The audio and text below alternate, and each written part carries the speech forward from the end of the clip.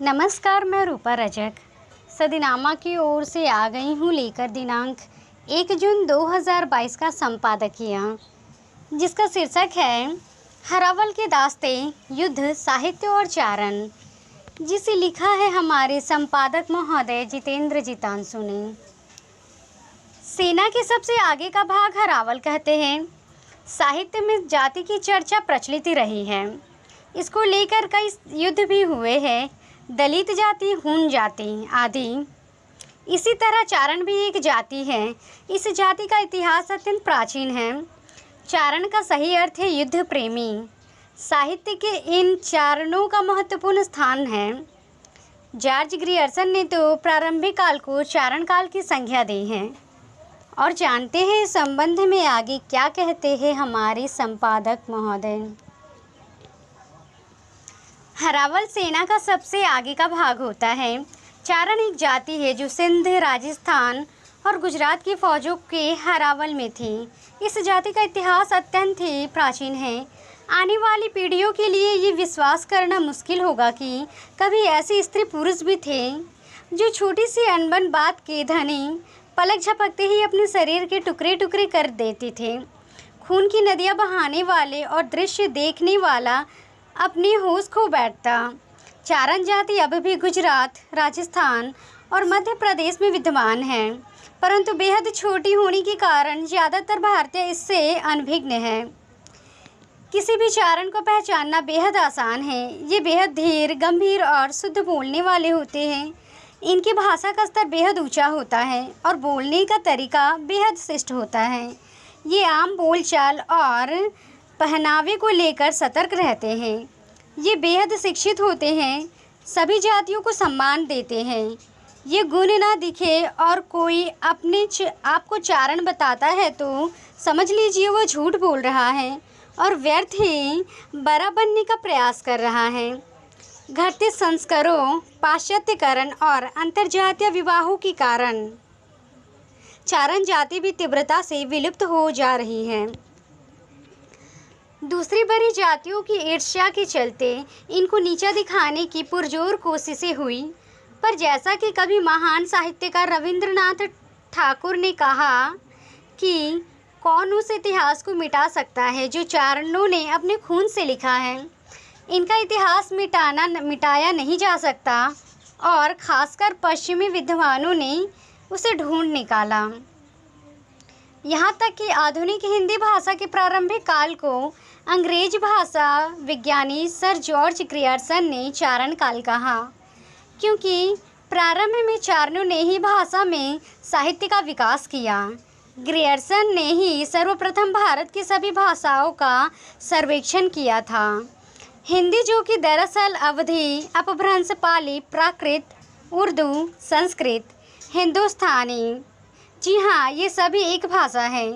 फारसी की मिलीजुली खिचड़ी रूपी भाषा है कि अपरिपक्व साहित्यकारों ने ईर्ष्यावश चारणों को नीचा बताने में कोई कसर नहीं छोड़ी और कभी इन्हें भाट कहा तो कभी बंदीजन, जबकि भाट बिल्कुल ही अलग जाति है और यूरोप के बार्ड जाति के भारतीय समकक्ष है। अधिकतर हिंदी के शब्दकोश चारणों को भाट या बंदीजन बताते हैं, जो कि बिल्कुल ही गलत अर्थ है।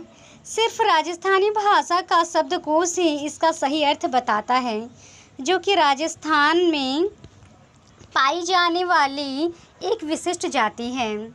चारण का सही अर्थ है युद्ध प्रेमी, वह जिसे रण अर्थात युद्ध की चाह हो। यही कारण है कि अकबर का दरबारी साहित्यकार या इतिहासकार चारणों को अच्छा कवि और उससे भी बेहतर योद्धा बताता है। अपनी विश्वविख्यात पुस्तक आईने अकबरी में ये हिंदुओं का दुर्भाग्य है। उसने सूरत के एक प्रमुख चारण जमींदार का भी जिक्र किया है, जिसके पास हर वक्त 500 की घुड़सवार सेना और 4000 पैदल सैनिक रहा करते थे। हिंदी के साहित्यकार इस बात को नहीं समझ पाए कि राजस्थानी भाषा का साहित्य इतना समृद्ध कैसे हो सकता है, जो कि एक ही जाति चारणों द्वारा ही लिखा गया है। शोध में ये सामने आया कि हिंदी भाषा का शब्द उच्चारण, जिसका अर्थ ही बोलना होता है, भी चारण शब्द से लिया गया है या शब्द से बना है। चारण शब्द में संस्कृत का उप प्रत्यय लगने से उच्चारण शब्द बनता है। हिंदी और राजस्थानी भाषा की ये जंग आज भी जारी है। यही कारण है कि आज भी राजस्थानी भाषा को मान्यता नहीं मिली है। कोलकाता के रतन शाह राजस्थानी प्रचारणी सभा के माध्यम से जुटे हुए हैं। अधूरी कहानी या अधूरी जानकारी वाले कुछ इतिहासकार ये लिखते हैं कि चारण युद्ध में राजपूतों के साथ जाकर उनको युद्ध भूमि में युद्ध करने के लिए उकसाते थे। इससे बड़ी रहस्य हास्यास्पद बात हो नहीं सकती। उन दिनों आमने सामने की लड़ाइयाँ होती थी। युद्ध में भयंकर कोलाहल होता था और अत्यंत रक्तपात होता था। भयानक मारकाट की मची रहती थी।